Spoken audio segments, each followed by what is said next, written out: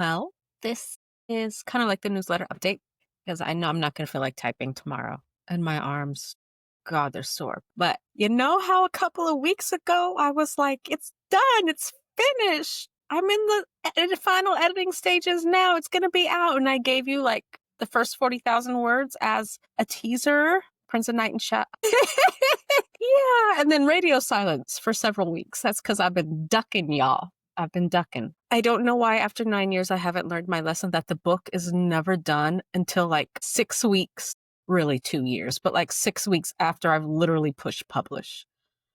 It is done. It is done. Prince of Night and Storm is done. It's 75,000 words. See what happened is Night in His Eyes, you know, that one book that I was just going to do a light edit on. It got to be too big, y'all. It's like 170,000 words. And I don't like publishing books that big, that thick, because I know as a reader, my attention span sucks. I mean, I love long stories. I love long stories. Don't get me wrong. I'm an epic fantasy reader, but I'm tired these days. As a reader, my mind's tired. I need my stories in smaller chunks, even if I know it's really one big story split up. So I'm not publishing a 170,000 word book. Oh, and the other reason is that'll set a precedent. Like if book one's 170K, book two, book three, nah, bitch, we ain't doing that shit. No, we're not doing that. We're not doing it.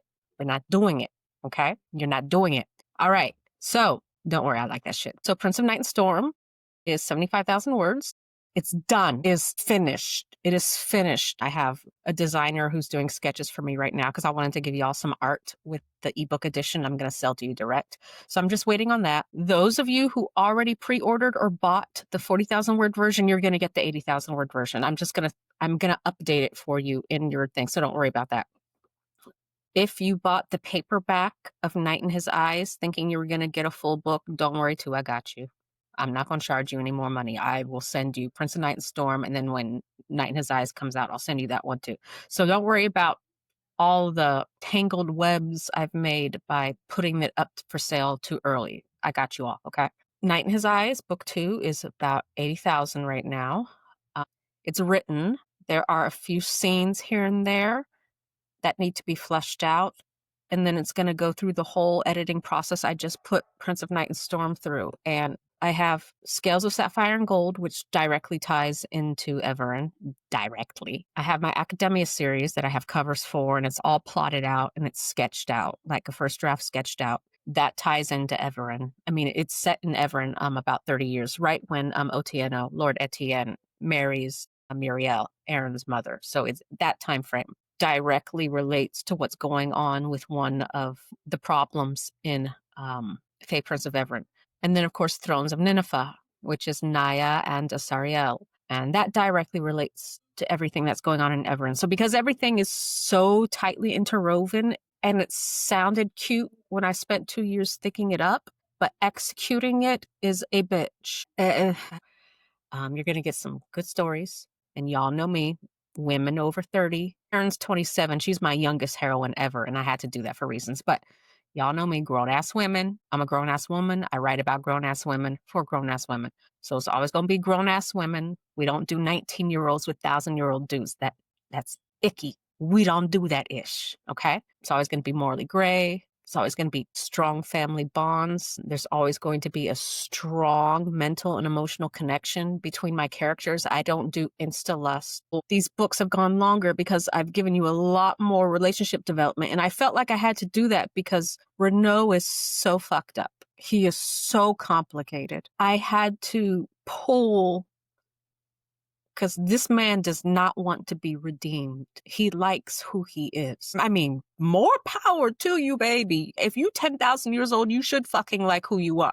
He likes who he is. But the problem is that who he is not compatible to Erin eventually growing into who she's supposed to be. So I've been having some battles with our prince because I'm trying to pull out of this man some type of compromise, some type of redemption so I can give you all the happily ever after, or at least the happily-ish ever after that I know you want. But I'm not going to give it to them I'm not going to give it to y'all by waving a magic wand. It's going to be earned. Their relationship is going to be earned. There's no falling in love with the dude because he's hot and rich. We don't do that ish. We too grown. We are too grown for that ish. So give me a couple more days, y'all. A couple more days before I send out ARC forms. You can sign up. I'm going to throw the ARCs at you all. Take an ARC. The ARCs will not have all the pretty images and little extra things that the you gave me money for version does, because I gotta throw something to the people who actually gave me some money. So ARC version is stripped down, but you get the story. Okay. And I also want to have some goodies for you all, because I'm gonna ask y'all to be sharing my book, to help me market my book, because I'm bootstrapping right now. So basically my marketing budget is gonna go to y'all, like rewarding you all for helping me. So I'm getting things together to make that a lot easier for you if you would like to help get the word out about these books. Because every time I see a TikTok and an older woman is complaining, where are all the older women in fantasy romance with intricate world building and real relationships and diverse cast? And I'm like, I'm right here, right here. But my marketing sucks. I know it does, and I know why, but it is what it is. So I'm getting together some PR boxes and some goodies, and I'm trying to make the paperback and the hardback versions really pretty for y'all, because I love these. I love these stories, man. I love my people. I love Everin. I love Aaron. I even love Renault. And I just want to give them the prettiest paperback I can afford right now. I'm bootlegging a lot of it, me in Photoshop. I'm bootlegging a lot of it. But until, I can finance like a special edition, which I hope by the time next year. And then, I also want to get the series re-recorded, Night in His Eyes. So Ruthie will now need to do Prince of Night and Shadow if I can rope her in and Night in His Eyes. So eventually I'm going to rope y'all into that too to help me fund it, because my sister needs to be paid what she is worth. And if you have listened to any of her audiobooks, she is worth. So we need to cross her palms with some gold, y'all. About what's going to come next.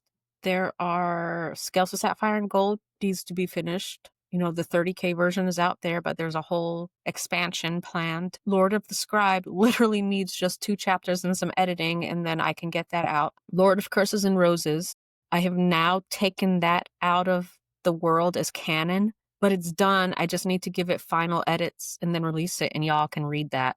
It's no longer canon because I decided to take those characters and put them in Everin. They are now the Academia characters, and there's a reason why I did that. And it works really, really well. But I also did not want to waste all the words and story with the original Lord of Curses and Roses. So I'm just going to release that as like a variation.